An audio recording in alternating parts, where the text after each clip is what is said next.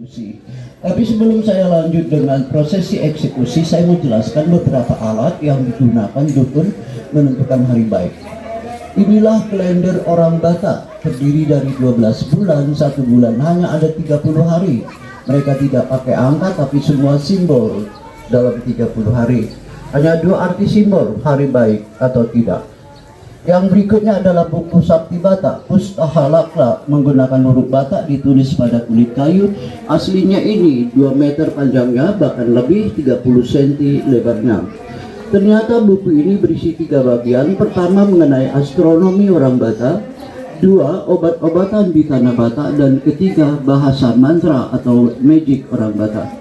Bapak selalu bilang dulu, apabila seseorang ingin ahli menentukan hari baik, dia minimal belajar hampir 20 tahun.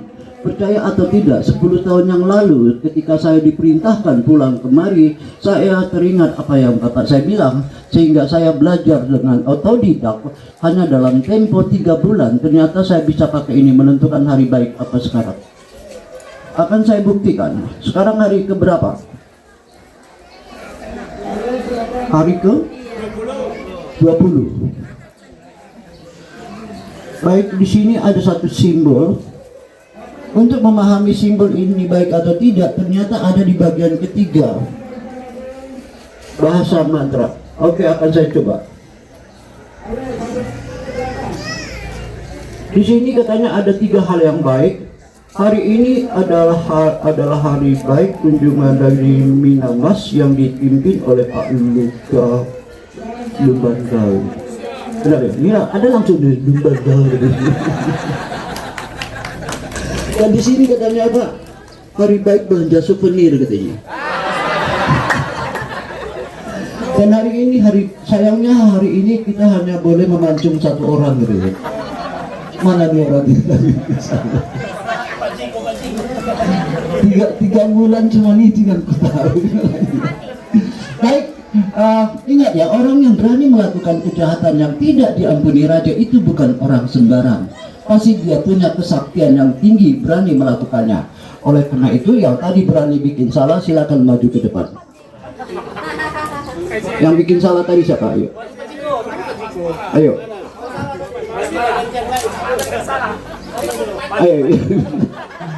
Silakan, Pak.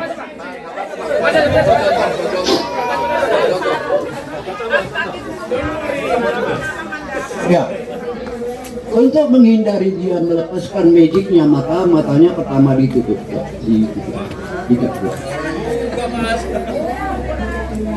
agar menghindari kontak mata dengan audiens yang ada di sini. Lalu dibawalah ke batu ini.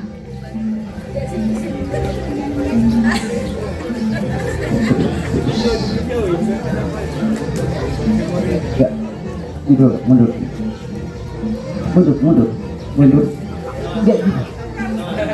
ya, mundur.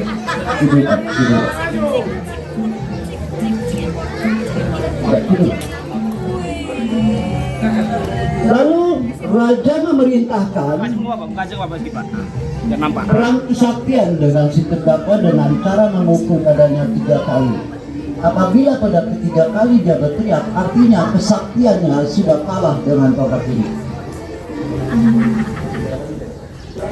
Pertama pukul kepala, baca mantra keliling batu ini 7 kali, dan pukul lagi dan baca mantra, dan 3 kali dia berteriak, ya ah.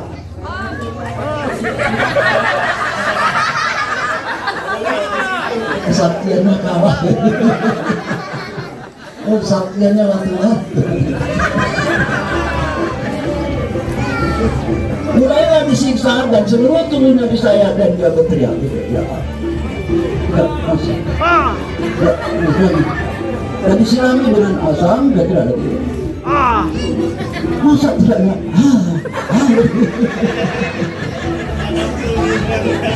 Selingkuh. Tujuannya adalah membuat badannya lemah, tidak melawan waktu dipancung. Karena ada syarat, Algojo hanya boleh memancung dia sekali lepas. Kalau gagal, Algojo akan dihukum raja dan terjadi malapetaka di acara. Makanya meja ini disebut meja penyiksaan. So yakin tidak melawan, dibawalah ke tempat ini. intip dikit, nanti kepalanya berjelas, putar badan dan jongkok. Ya, tangannya satu, kepalanya agak ke depan. Lalu raja memerintahkan semua orang bilang Horas 3 kali agar sukses. Tapi sebelum dipancung mungkin ada pesan-pesan terakhir. Minta cari dia. Baik, kita bilang Horas 3 kali. 1, 2, 3. Oke, tepuk tangan. Oke, anggaplah kepala dan badan sudah pisah, lalu diambillah piring datar yang namanya sapa, diletakkanlah di sini, diambillah darahnya sebagian, darah dan badan di bawah, kepala di bawah sana dan badan di bawah, lagi kemari, kolam di bawah. Diambillah jantung hatinya. Jantung hati ini akan mereka potong kecil, tipis, campur darah, bumbuan dan asam, dan dipersembahkan pada raja dan orang berrambut hitam. Mereka makan secara ritual karena mereka percaya apabila memakan bagian tubuh manusia, ilmu hitamnya bertambah kuat. Ternyata bukan Raja Sialagan aja yang melakukannya, Sumanto juga melakukannya. Itu jangan-jangan Sumanto itu Raja Sialagan. Lalu badannya, kita sudah setuju ini binatang. Anggaplah kita masih animisme, hidup 400-500 tahun yang lalu, dan Anda di sini saat orang dipancung. Raja bertanya, siapa yang mau makan? Bapak mau kaki pangah? Bu, jari goreng? Jari crispy? Sama saya. Nggak sembarang lah, tapi itu orang-orang berilmu hitam pasti udah kumpul di sini. Persoalannya kenapa Raja bertanya gitu loh? Raja bertanya kenapa dia mau tahu siapa sih jagoan di Sialagan ini? Siapa pemberani di sini? Tahu nggak Bapak Ibu? Saya juga baru tahu loh. Orang sini kalau udah marah ngeri loh. Kubunuh kok, makan dengan itu. Mana? Jadi kalau ada orang Sialagan tiap hari marah bilang kubunuh kok, makan kok. Tapi disuruh Raja makan apa jadinya? Maaf Raja kok, aku vegetarian nih. No action, talk only. Aku salut loh lihat orang Batak. Kalau orang Batak ngomong nggak bisa pelan. Kalau udah marah mengerikan. Makanya kalau kalian dengar orang Batak marah-marah, cuekin itu. Udah itu no action, talk only. Jadi kalau Pak Dukan nanti marah-marah, tenang aja, jangan masuk dulu. Karena bukan dari hatinya itu marah itu. Ya, itu udah tugasnya memimpin. Benar Pak Dukan? Yes. Nah itulah ya, udah sisa badannya dibuang. Kepala, ternyata kepala ini mereka gantungkan persis di gerbang kita masuk tadi. Untuk peringatan pada siap orang, jangan coba-coba ganggu kerajaan Sialagan. Itu sebabnya Bapak Ibu sekalian, please tolong, apabila kita ingin meninggalkan tempat ini, jangan gunakan gerbang depan. Kita harus keluar dari belakang. Percayalah, apabila kita coba keluar dari depan, akan terdengar suara, yaitu penjaga di loket bilang, Pak, Bu, dari belakang ya keluarnya aja. Karena hari ini hari belanja souvenir. Tapi itulah aturannya. Baik, saya sebagai generasi 17 Raja Sialagan mengucapkan terima kasih atas kehadirannya. Dan Horas, apa arti Horas? Jangan asal ucap. Orang Batak sendiri tidak kebingungan bikin definisinya. Begini, apabila kita bertemu dengan seseorang, kenal atau tidak, kita bilang Horas, apa maknanya itu? Halo, apa kabar gitu ya? Orang Batak bilang nice to meet you, kata orang Batak. Terus kalau kita meninggalkan seseorang, kenal atau tidak, lalu kita bilang Horas, maknanya selamat tinggal. Lalu ada orang ditabrak mobil, Jess, Horas, maknanya mati kau. Itu kan dibilang. Masa orang dari jatuh dari pohon, Horas, ada dikebukin gitu.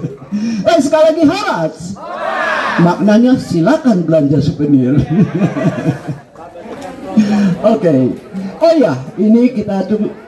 Saya punya konten, nanti acara kita ini ada di YouTube saya ya, nanti bisa kita lihat acara kita dari awal, bisa dilihat di YouTube saya, namanya Gading Johnson. Jadi di situ KGJ namanya, Kang Gading Johnson, bukan Kang Deddy Mulyadi ya, Kang Gading Johnson.